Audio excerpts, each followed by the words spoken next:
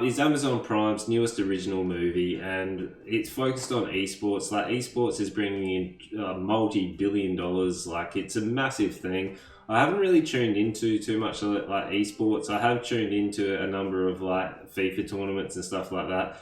So I do kind of get the bit of the picture, like a few of the fight tournaments as well, like the Tekken stuff. Like, is really interesting, but I can't sit down and watch it for overly long. But I do think it's great that it's getting the publicity that it is, and it is becoming more and more like really mainstream, and it's getting the publicity that it should be.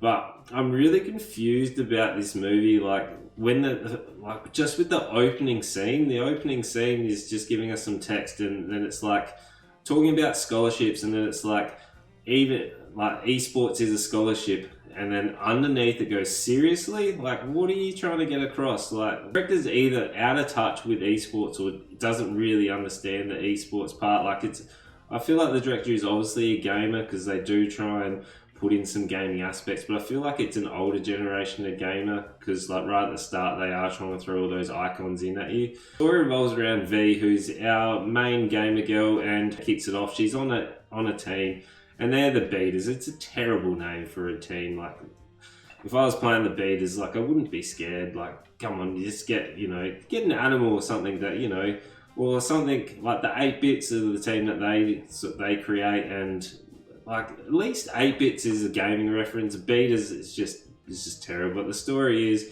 V quits her actual beta team because due to sexism from her male counterparts. Like, it's a good message, because obviously the gaming world is sort of more dominated with the male aspect, and obviously there would be a little bit of that sexism coming in, but they don't really touch on it, and it was a little bit of confusing in terms of they were pointing out the sexism and stuff, but then they had their main character V, which is not her fault, which I think it's just a weird choice that they've gone. I know people should be able to wear whatever they want, but there's lots of shots at the start of the film of her wearing like tight clothing, and the shots are really a weird choice. Like, they're all low mid shots, and they're all coming up, and she's the focal point of the actual shot.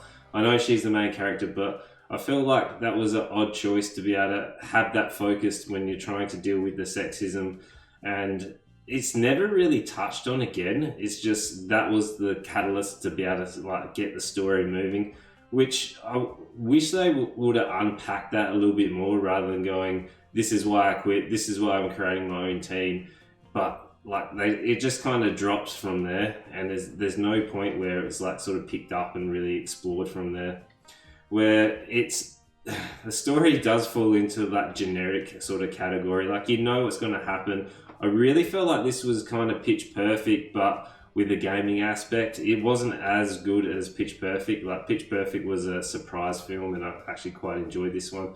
Where this film, it had moments where I was like, yeah, that's okay. Where I feel like the main cast actually did pretty well, even though the line delivery and the acting is a little bit awkward and a little bit wooden at times. Look this up, but it's produced by BuzzFeed Studios, which is a weird choice of studios to be able to be putting out like a movie in terms of part of the gaming, for Amazon to like back BuzzFeed to be able to create a gaming actual movie. Where I've never gone onto BuzzFeed and be like, this is my main source of like gaming news or anything really.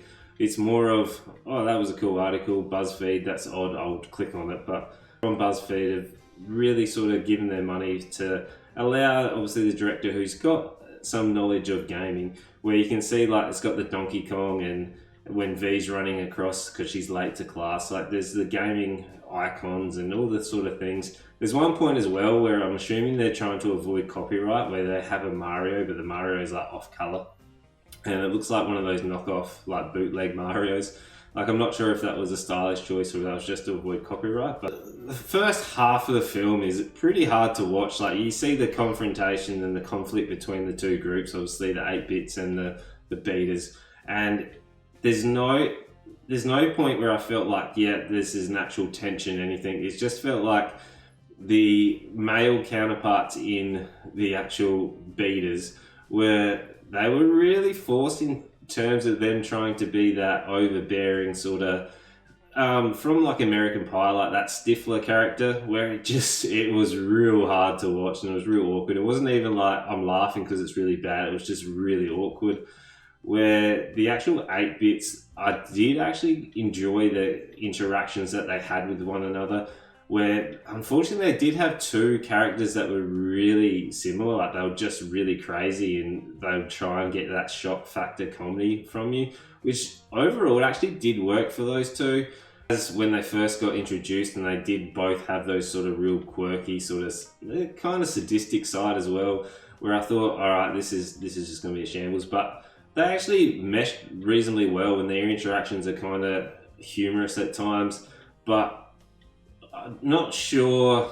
I don't think whoever's like BuzzFeed and the director obviously not had much experience with actual like PvP games like or MOBAs or anything like that. It's just the actual interactions of them playing or the strategies that they're putting in there, it just didn't feel right. It just felt odd in terms of situational.